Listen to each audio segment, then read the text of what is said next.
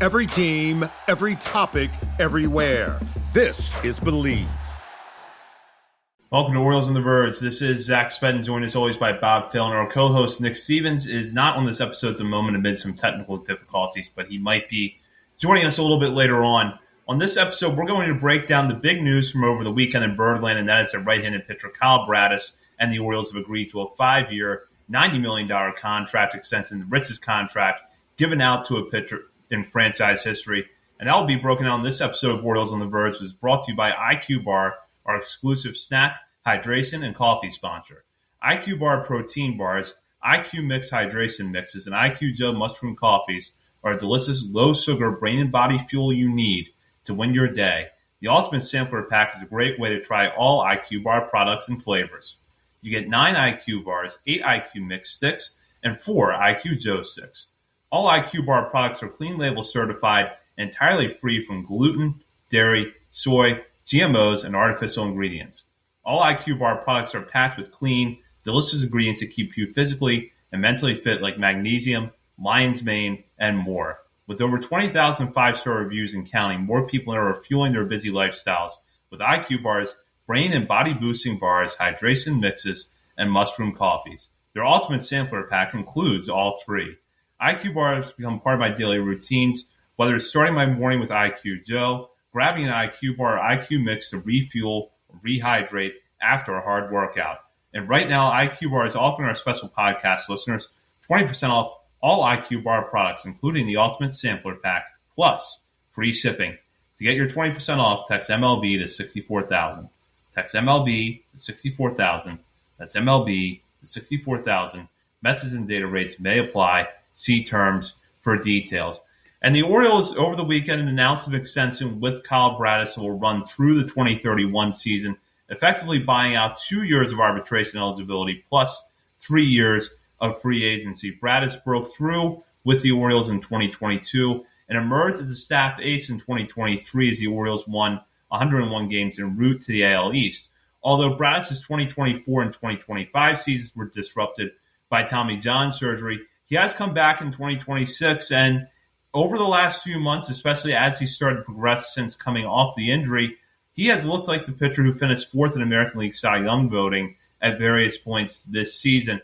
And the big takeaway here is, aside from the extension of Bradish, this is now the third long-term extension that the Orioles have reached within the last year. Going back to last August, they had the major extension with Samuel Basallo, and then at the very beginning of the season, reached a 5-year extension with Shane Baz, another right-handed pitcher that is going to be part of their rotation for the next several years.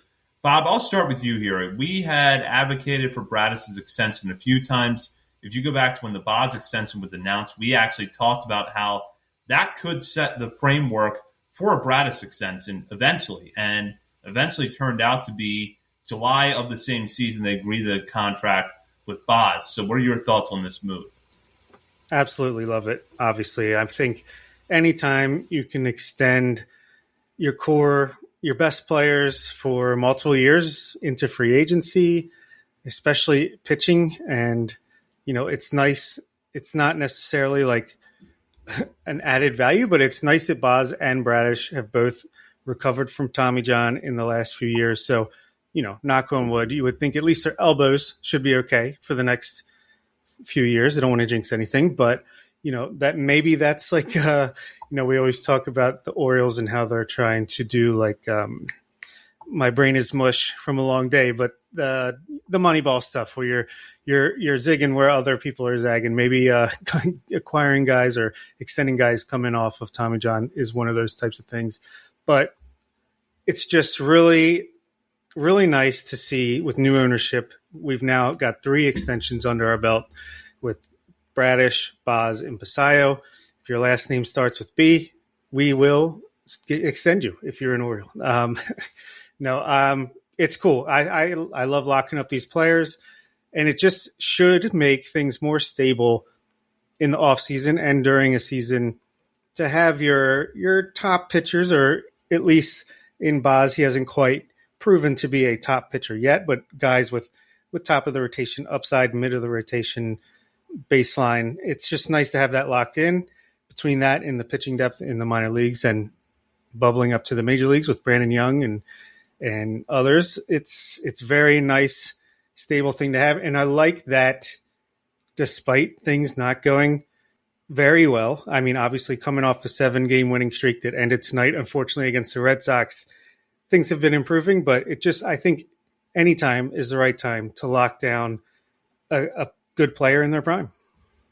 My thoughts about the Bradish stuff, he's not the homegrown pitcher, but he's pretty close to it. I went back after the signing to kind of appreciate the journey a little bit there with Kyle Bradish, and a 4th-round draft pick out of New Mexico State. Pitchers outside of the first round, shockingly, can develop into something.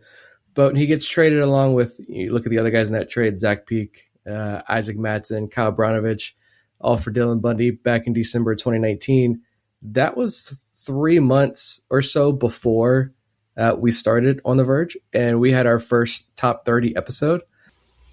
All right, so the point that Nick was making before his technical problems kicked in there, you go back to the beginning of the show, Bradish had just come over in that deal with the Angels for Dylan Bundy, part of a larger package at the time. There were a lot of questions about Bradish at that point, coming off an okay season in the California League, but a lot of national reports suggested at that point he was probably going to end up a reliever. It was a long development curve to get him to the point where you acquire him in 2019. By 2022, he's in the big leagues, but that initial return in the majors didn't go well for Bradish. But after a reset in Norfolk, he's been pretty steady since then. Yeah, I think he was the first pitcher that really helped me kind of stabilize my thoughts on, at least in this more modern day since the 2020s, I guess. If a starting pitcher especially, comes up, you basically just toss out the first 10, 15 games of their career just to allow them to get their feet wet, to pitch in these full stadiums and the pressure and just the best in the league that they're going up against. And sometimes that takes a minor league reset as well. So, yeah, it helped me.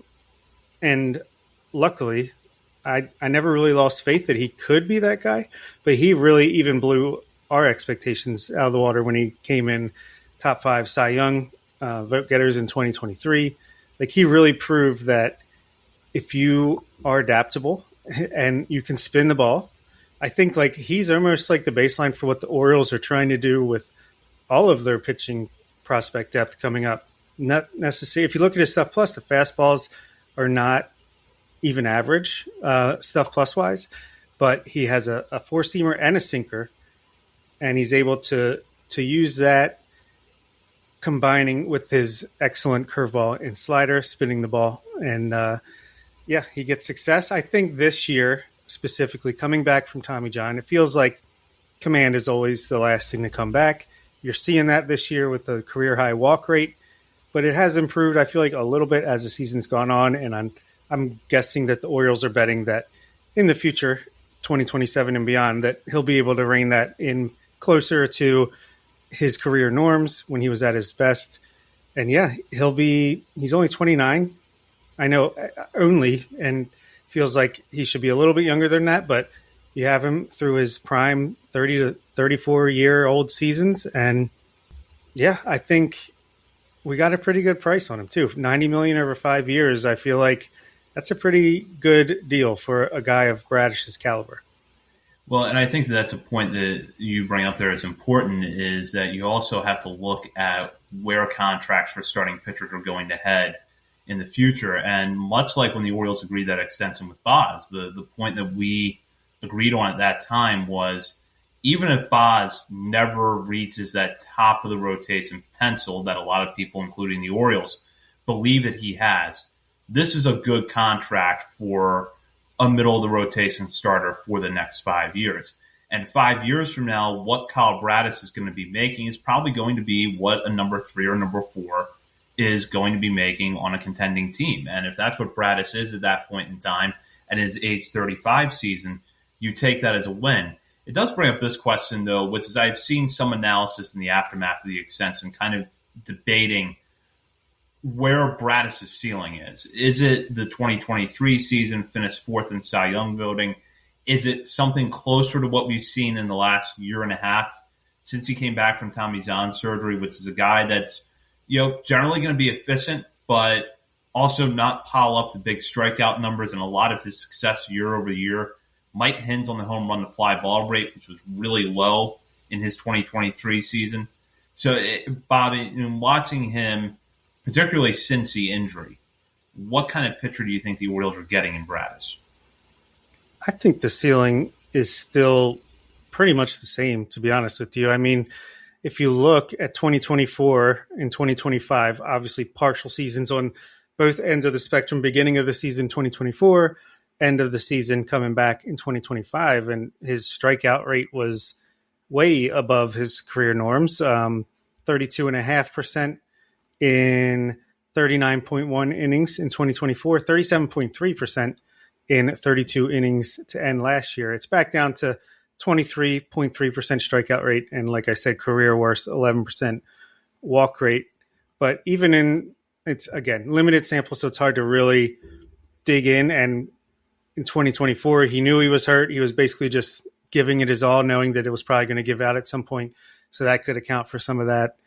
2025 coming back, maybe it's adrenaline, but his expected ERA was lower, and FIP and xFIP all lower than his 2023 season, which again was amazing, fantastic. 2.83 ERA in 168 and 2/3 innings, but his FIP was a little bit higher, 3.27, still amazing. xFIP 3.53, but it was in the twos in 24 and 25. This year, he's got a 3.61 ERA and a FIP and xFIP right around 4. I think the walk rate would account for that. The home run to fly ball rate, it's never been an outlier necessarily. It's always been between 10 and in his first year, 2022, almost 15%. Right this year, it's 12%. So, yeah, I think he still has that Cy Young capable upside if the walk rate can come back down. Yeah, I think that's really going to be the key because he doesn't pile up the big strikeout numbers that you can afford to live with a high walk rate. But there's been signs, if you look, I think particularly since the beginning or middle of May, that the command is coming back. And you brought this point up earlier. Command is generally the last thing that comes back after Tommy John surgery.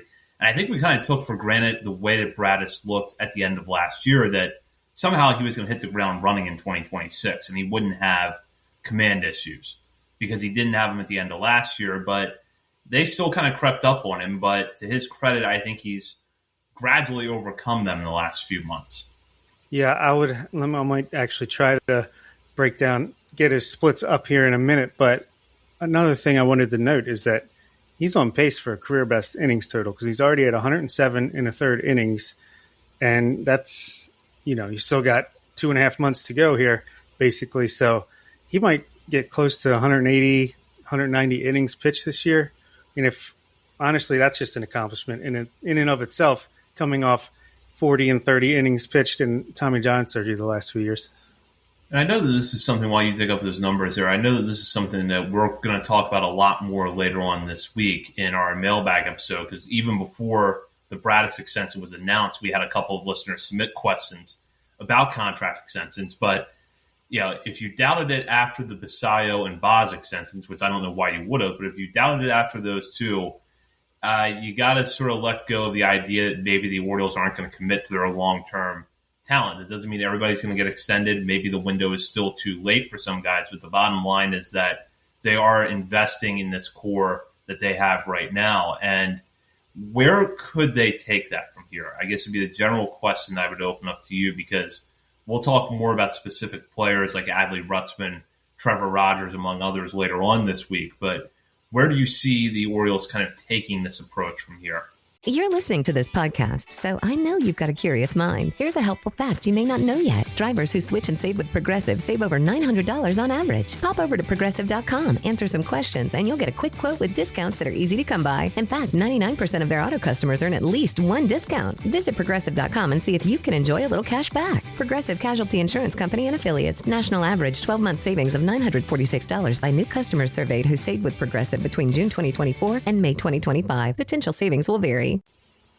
I'm assuming it's kind of just like a case-by-case basis. I'm sure they're approaching almost everybody that's at least like in arbitration zone and in that extension type of window that we've seen here. Obviously, Basayo, it was one of those early career extensions that you see.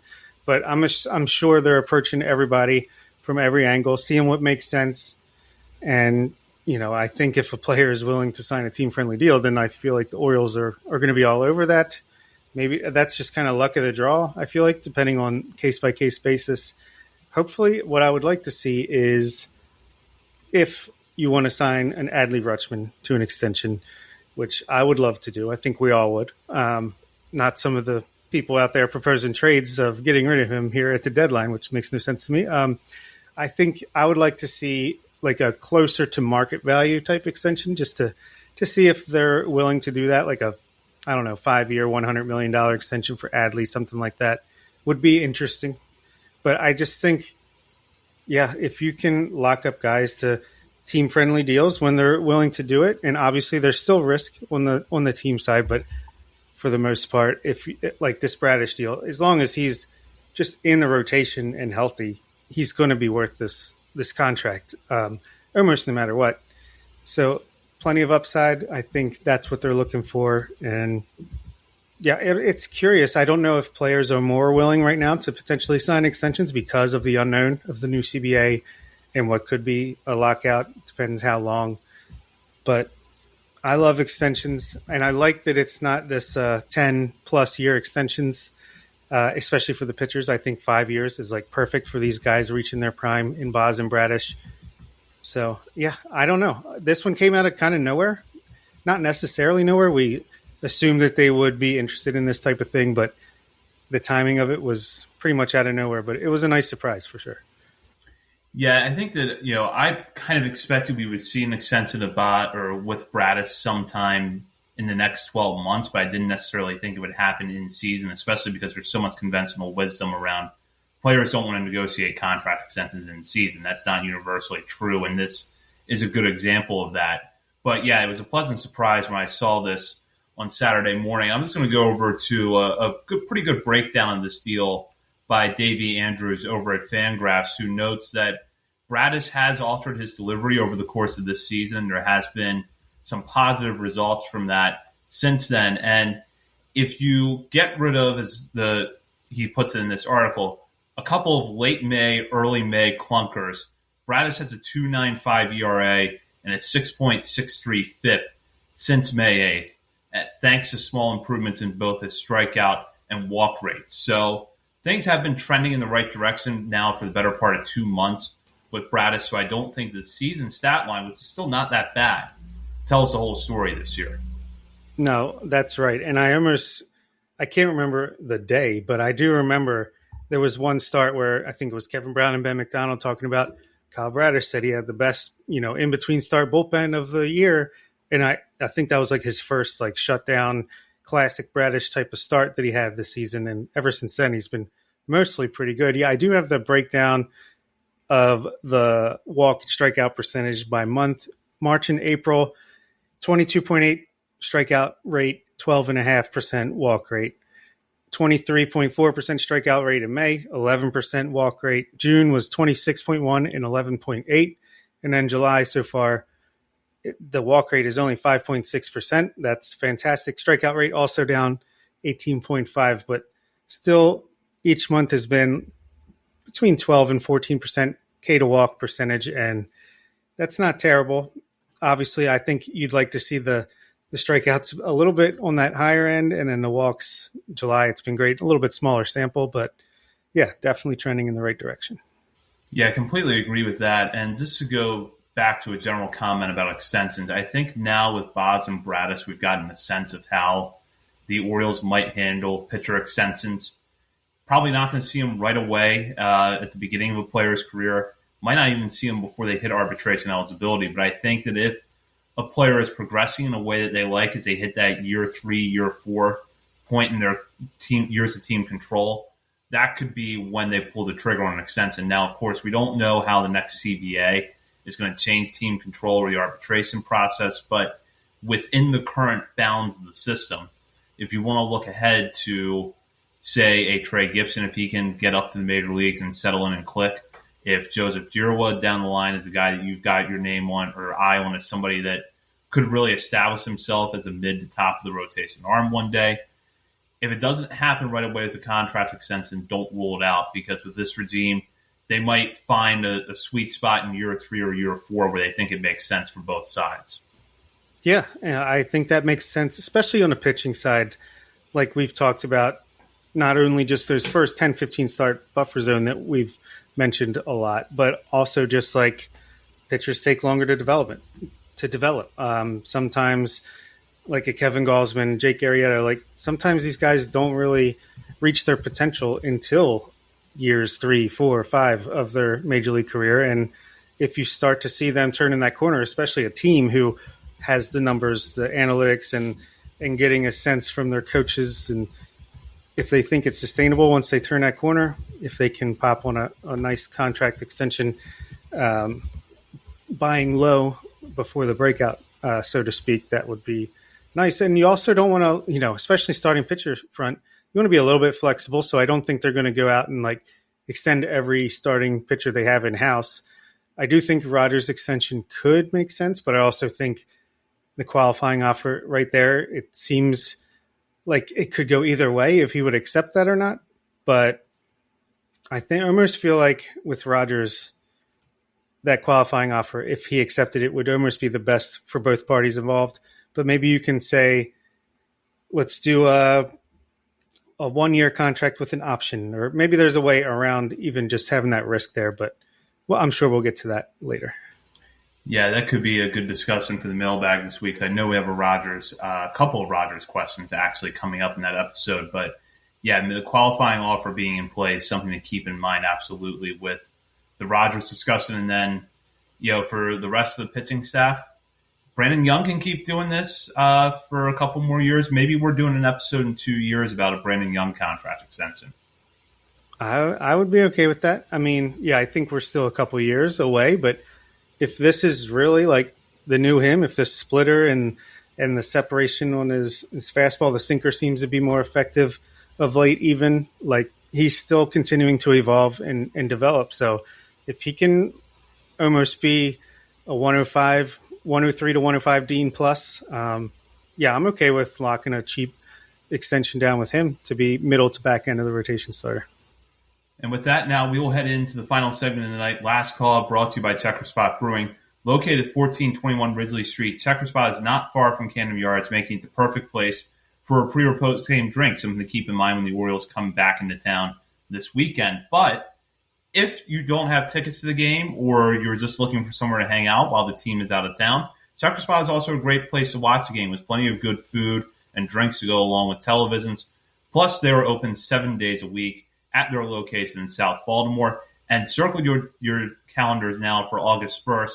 That will be the annual Baltimore Brewing District's hot dog race, featuring Checker Spot, a 2-time winner, as relish, up against Pickett as mustard, and Mate Beer Co. as ketchup. That will be taking place in South Baltimore, right outside of Pickett Brewing, on the afternoon of Saturday, August 1st. Be sure to check out Checker Spot's social media for updates on that. And now let's get into this question here to wrap up this episode, which is to focus on the 2 pitchers that the Orioles have extended this year, Kyle Bradish and Shane Baz. And the question that we'll get into here is, who has the higher ceiling of those 2 guys? Because you could make a case based off of the fact that he's a couple of years younger and that his fastball fits the bill of an ace more than Bradish's does, that Shane Baz is absolutely still the guy with the higher ceiling, regardless of their numbers this year and regardless of their track record. But Kyle Bradish has 1 top 5 Cy Young finish under his belt already, and as we've talked about tonight, has generally been a very effective pitcher when healthy. So, Bob, what are your thoughts on this? I think that conventional wisdom says that Baz still has the higher ceiling, but do you think it's close, or do you think Bradish has the edge? My first inclination was to say Baz as well, just because he throws consistently 96 to 97, touching 98, 99 at times. Knuckle curve is nasty. Changeup looks better this year. But I gotta give Bradish the edge just because we've seen it before, and I don't think the stuff has really gone away at all. I think the stuff is still there 100%. We've been talking about, I think it's more of a command control thing. So I think the ceiling is there for Bradish to get back to that top 5 level and maybe even be better than 2023. Because like I said, there were some things that maybe were actually good luck with when it came to that season. And if he can combine the stuff and the strikeout stuff, and Nick is here and looks crisp and clear, that's awesome. Best you looked all night, Nick. Yeah. Can you guys hear me now? Yes. Jesus Christ. So we will be doing a mailbag tonight. But yeah, I think Bradish has been there. I think he can even be better than in 2023 if the command comes back, which is the potential of the ceiling. Boz, I think, could be pretty darn good as well. I think he has ace level upside, or at least like number 2 pitcher upside. So I'll give the slight edge to Bradish over Boz when it comes to ceiling, to full potential if things go perfectly. I believe that Boz has a higher ceiling just because of the fastball and the fact that he's a couple of years younger. The only thing, and this would probably be a separate discussion for another episode, is I don't understand what happened to the strikeouts, especially because the stuff has looked generally better since the end of April. And overall, he's just been a better pitcher across the board, but the strikeouts still haven't come back. And that's one thing that is kind of lingering in the back of my mind with Boz is, okay, like I thought that was what we were getting, if nothing else. Even if he had a 4.5 ERA this year, he would still strike out 11 or 12 guys per 9. And we haven't seen that this year. But there's also time to get him to that point. So Boz does, for me, still have the higher ceiling, but their performances over the last couple of months, I think, have left it a more nuanced question than might have been earlier this year. Yeah, I think that's fair. That's a fair take as well. And with that, that does it for this episode. We'll be back later on this week with our Orioles mailbag, and we're going to have a lot of fun topics to get into on that episode, including the draft as well as the trade deadline and the hitter of the year race in the minor leagues, which is pretty close. In the meantime, you can check out our many social media channels, including Facebook, Instagram, Threads, X, TikTok, YouTube, Twitch, and Blue Sky. We're also over at Substack, OriolesOnTheVerge.substack.com. And while you're browsing around the internet, be sure to head over to Patreon.com and sign up to become a member today to $3, $5, or $10 levels. You'll have access to monthly updates to our top 50 prospects list, as well as bonus weekly shows from Bob, Nick, and myself, patron-exclusive channels in our Discord community, and a whole lot more. So be sure to check that out over at Patreon.com. For Bob, Phil, and Nick Stevens and Zach Spedden, you've been listening to Orioles on the Verge, part of the Believe Podcast Network. If you like the show, please take a moment to rate, review, and subscribe. It really does help the show to grow. Thank you for listening.